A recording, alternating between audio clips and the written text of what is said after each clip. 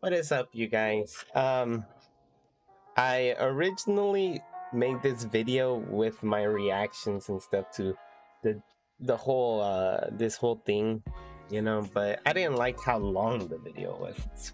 It was like 40 minutes. It was just as long as his. So I didn't really like that. So if you don't know what this video is about, it's the win-loss percentage for each character, or the win delta for each character. And I have it here. I don't know why I pressed on it again. So essentially, it tells you what the percentage is for each character online. I don't know how in detail it is. I don't know where they're getting these numbers, but I'm guessing they're getting them from ranked.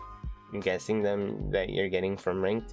I'm not gonna say that they're getting them from player match too, but I was expecting a lot of DLC to be at the top. All right, a lot of DLC to be at the top, and the reason why I was expecting a lot of the DLC to be at the top is because Tekken 7 doesn't have a floodgate for new characters.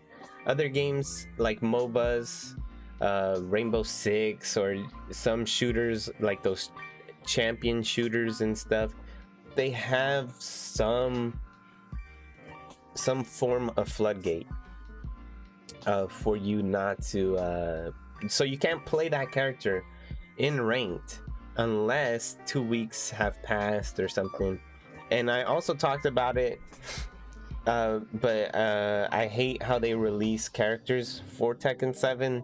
And what I mean by that is they release the character alongside 3 other characters or 2 other characters or another character or whatever the case is, but you're getting more than one character in the DLC at once. And they usually do this for the end of the year. We got Julia and Armor King at the same time, I want to say. We also got who else did we get? We got Ganryu and Zafina at the same time, I want to say. Whereas that's kind of messes up like the ability to practice against these characters. And also because if Zafina was only released by herself, she's the flavor of the month, so, or flavor of the 2 weeks. So you're gonna see a lot more Zafina because that's the flavor of the week or whatever. And if you're not allowed to play the character in ranked, you don't. I feel like this win percentage would be a little bit lower if people were allowed to really or better understand the matchup, and then she was thrown into ranked. Or at least with Leroy, it would really help, because when he came out, he was like,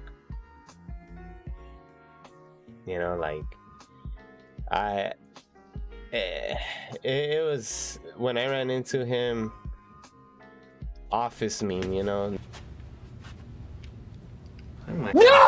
God! No, God, please, no! No! No! No! Fuck that character when he came out. All right. So I expected DLC to be at the top, and to some extent they were. DLC, or whatever. But you guys get the point. So floodgates, very important. And then towards the bottom, we see a lot. I like having his video up, because you see a lot more of the more popular characters towards the bottom, with the exception of Hwoarang and Paul. Who else? Julia is doing really well, but I guess you could say she's DLC. You guys get it. The more popular characters are towards the Armor King. It's very odd seeing Armor King that high up, but a lot of the more popular characters are towards the bottom. And I mentioned this too. I've mentioned this also on my streams multiple times, that I think the more popular your character is, the harder it's gonna be for you to get better at the game. And that's why at high levels you start to see like, god damn, this Mishima player, or this, you know, these characters here at the bottom, when you run into them at high ranks, you're like, holy shit, this guy's really good. And I feel like it's more because the characters here don't really get any lucky breaks, you know. We don't really you're gonna see them quite often, and people are gonna learn the matchup or understand the matchup better because they see them more often, and because they see them more often, they know what to do, you know. And it's no free wins where, you know, I just don't understand the matchup, I just don't get the matchup, I just don't get the matchup, you know. I guess Geese is kind of a little bit more popular, but I don't understand the matchup, you know. I don't understand the matchup. No clue what I'm doing, no clue what I'm doing, no clue what I'm doing, you know. So these characters, I feel, do have some, you know, some help in that regard. And that's why I always suggest we need to make a season pass for Tekken.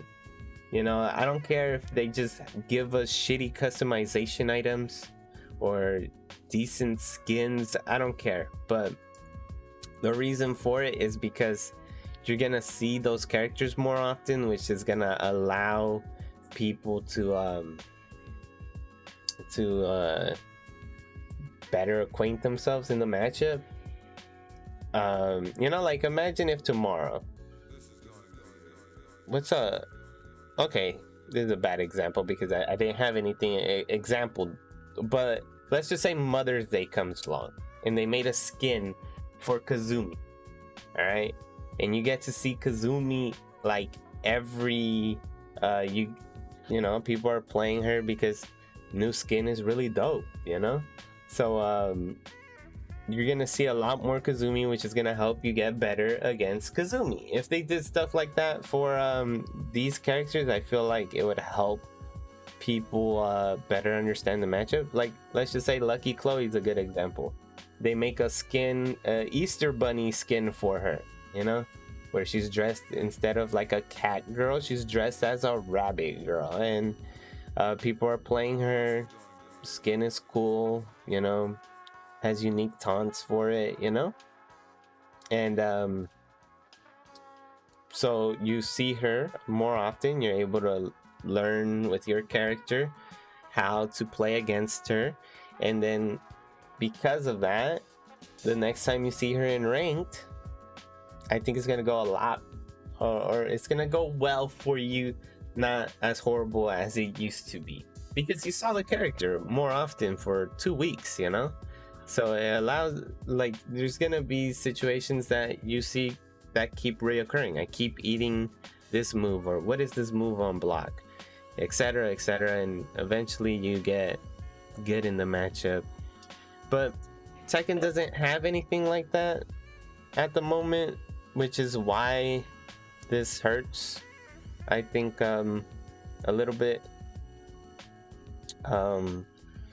So those are 3 things really that I wish we saw more often in Tekken. Is DLC having a floodgate on ranked, because I'm pretty sure these numbers are being calculated by ranked, you know. So more a floodgate for ranked. Don't release 4 characters at a time or 2 characters at a time, 1 at a time, and give us with the floodgate on there, and a season pass or something that rewards players for playing, giving, you know, extra points for a certain week for playing a certain character, which allows people to better understand the matchup. You know, like Kuma is one. A lot of pro players say the character sucks, right? They say, oh, this character just sucks. But at lower levels and stuff, we don't understand why, you know, like, why does he suck? Oh, because he takes a lot more damage because he's a bear, you know? Well, I don't see him often. I don't even know what my bear combos are, you know? If I even have any, you know? So I think bears would go a little bit more down if they release stuff where you get to see them more often or something like that, you know. For them, it's up to them to see how they can make that a thing, or maybe a lot more players switch because they understand, fuck this Jin character, he's too hard. I'm seeing a lot of success playing this character Kuma, you know. I'm seeing way too much success, you know, so I'm a bear player now, and the character becomes more popular, and then people start to learn the matchup because character is more popular, you know. So I think that's another component to it. So is there anything else that I could add or would like Tekken 7 to have to help people learn matchups, you know? I think that's pretty much it. I can't think of anything else. If you have anything that you would like Tekken to add and to help in this situation, like, it's not even that bad, honestly. I think this is really good for a fighting game, you know?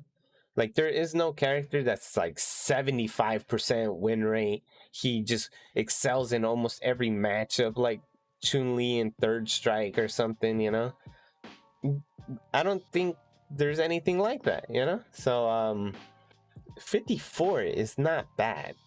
Like, it's not that high, honestly. I thought it would be like 59 for Leroy, because we gotta put into equation that he came out and he was busted as heck, you know? So 54, it's not bad.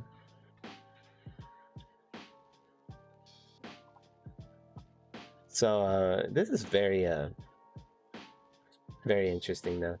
Also, one thing that I did look at, the Kuma matchup to Fahkumram, Akuma loses 41%. That has to be because of his jabs, right?